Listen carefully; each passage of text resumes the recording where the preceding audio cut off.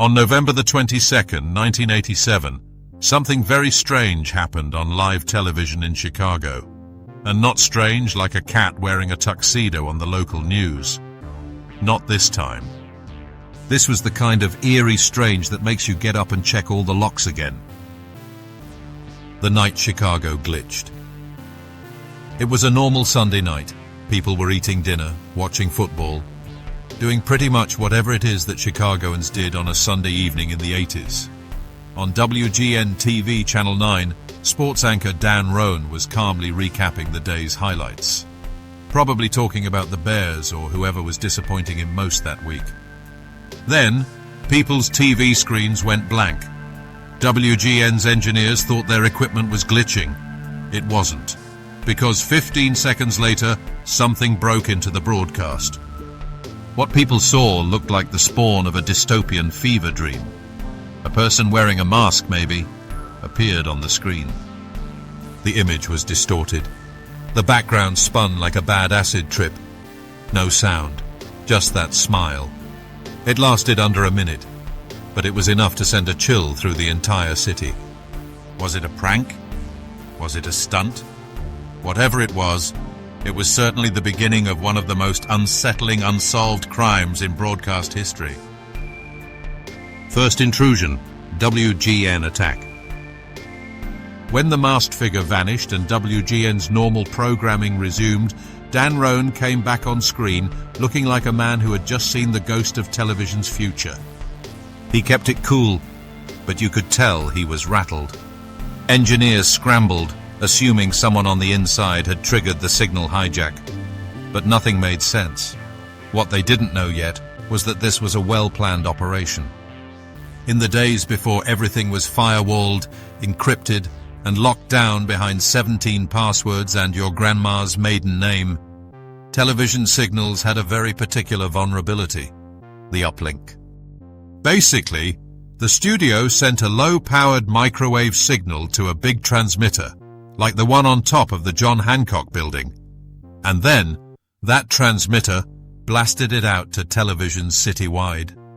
What Max, or whoever was behind the mask, had done was brilliant in the worst way. He'd found a way to beam a stronger signal directly into that transmission tower, cutting off the real feed and hijacking the airwaves. No inside man, just someone with enough technical skill, some gear, and a deeply weird creative vision. But he wasn't done just yet. Second intrusion, WTTW gets hit. A couple of hours later, while most people were digesting dinner and maybe the bizarre memory of what they thought they'd seen earlier, it happened again. This time, the victim was WTTW Chicago. Viewers were peacefully enjoying an episode of Doctor Who, because of course it had to be Doctor Who. And then Max came back, but now he was no longer silent. He laughed, he moaned, he babbled incoherently, referencing Coca-Cola slogans and old cartoons. He mocked WGN and had his bottom spanked with a fly swat. It was lo-fi weirdness, and it played for over a minute. There were no engineers on duty. It was late.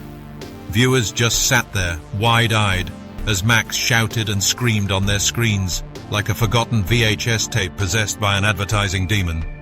Then, just like before, it ended abruptly. This was no glitch. So was it a prank, a message, or maybe even a warning? The only thing clear was that this person had done something that should have been impossible, and had done it twice.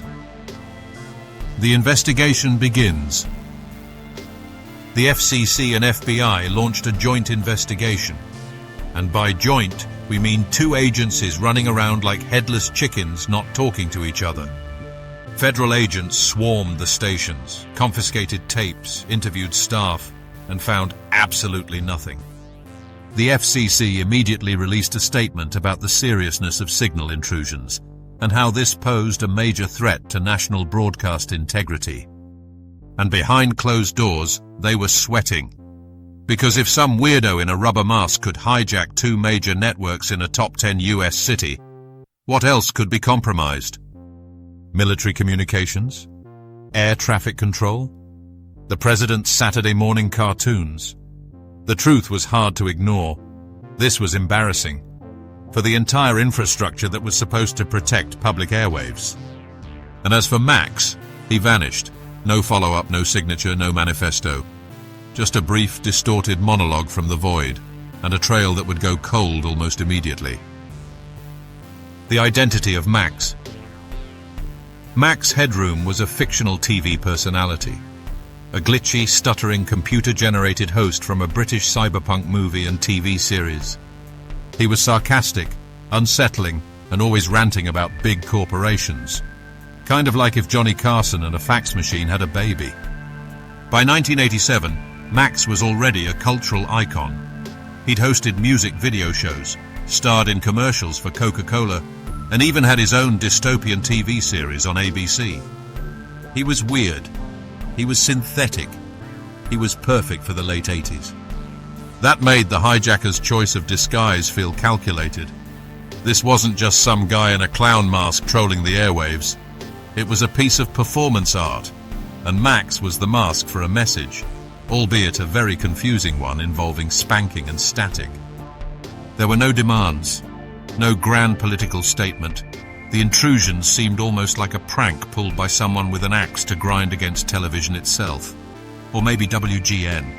Or maybe it was a protest against reality itself. For decades, amateur sleuths have floated theories. Former employees, rogue engineers, broadcast hobbyists. But nothing's ever been confirmed.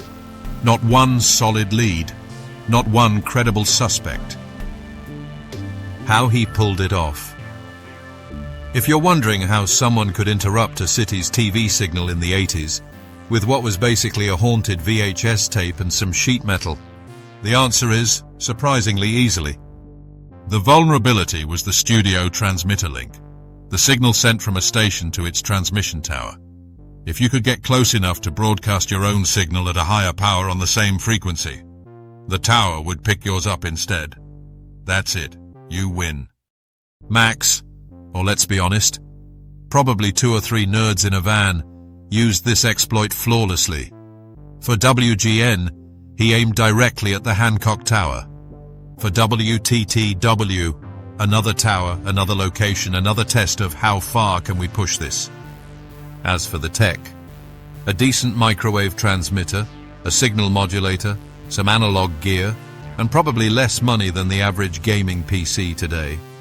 It wasn't the equipment that was impressive, it was the planning. They knew the station's vulnerabilities and timed it perfectly. They edited a surreal, bizarre video ahead of time to inject into the stream. It was theatrical, technical, and beyond weird. The legacy and theories. So what did it all mean? 35 plus years later, nobody really knows. The Max Headroom Incident remains one of the most famous and unsolved cases of broadcast signal intrusion ever. No one was arrested. No credible suspect was ever identified. And Max never came back. The real fear, though, was the vulnerability.